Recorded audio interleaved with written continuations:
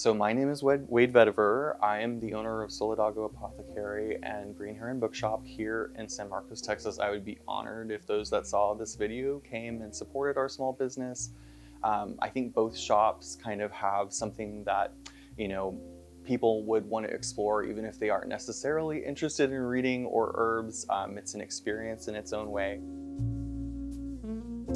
Well, San Marcos didn't have a bookshop, so everything had closed previously, so there was definitely a need to fill. And it's something that I've been passionate about. I love to read. It's my main hobby outside of herbs and tea. So the synergy of having both the shops in one place was something I thought San Marcos could benefit from for sure.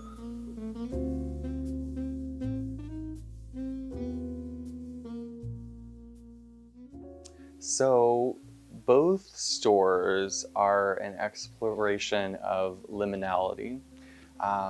Books are sort of in between reality and the dream world where, someone has written down something that was just a thought, and we can have this exploration of that person's thoughts and dreams with what's on paper. And I just find that really magical and also kind of weird that we can lay in bed and be watching a movie in our head, hallucinating this thing and kind of lose ourselves in someone else's story. So love that. Then, the Apothecary is on the other side of the bookshop, which is a different shop. I also own that.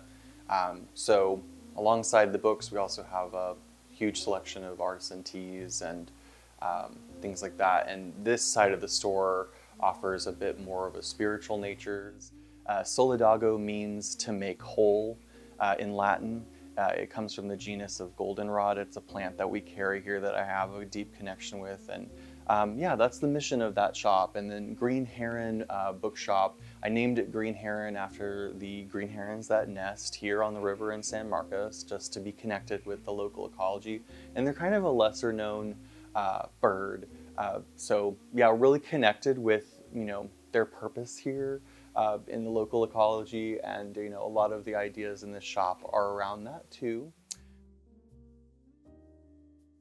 Not only is it an exploration of my creativity and the things that I like, but it carves out space for other people who have these same interests and hobbies, and it creates a third space where people can come and interact with it outside of maybe their own ideas or interests about how some things like this work for them. Also, we've kind of entered a world dominated by corporate interests and the cookie cutter content that wants to just push people into a specific bracket of what are we reading and all this stuff. So coming to an indie bookshop allows people the fabric to kind of cut out the things that they're interested in learning more about without having information funneled to them.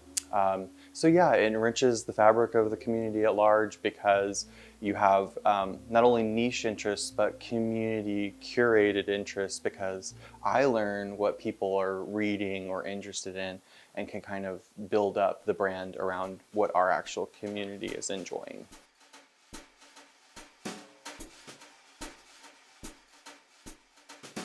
So there are a lot of nuances, but honestly, capital is number one. Have a savings or have someone who can invest or take out a loan. The most important part of getting off the ground is actually having that capital and having a good plan about how much you need to start. I think that not biting off more than you can chew or whatnot is really important. So it's fine to start small. I think a lot of ideas in small business are really big. And I think that one of the reasons that mine has been successful so far is that I never overdid it. I started small with a small room, built that up, and then went to the step that I'm at now.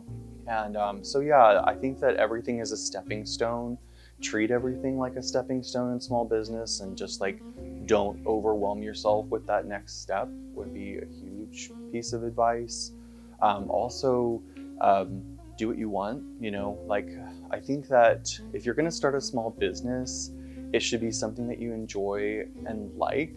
A lot of people get ideas about how to make a lot of money or ideas that generate income, and that's wonderful. If you don't enjoy it, it will not work. So, yeah.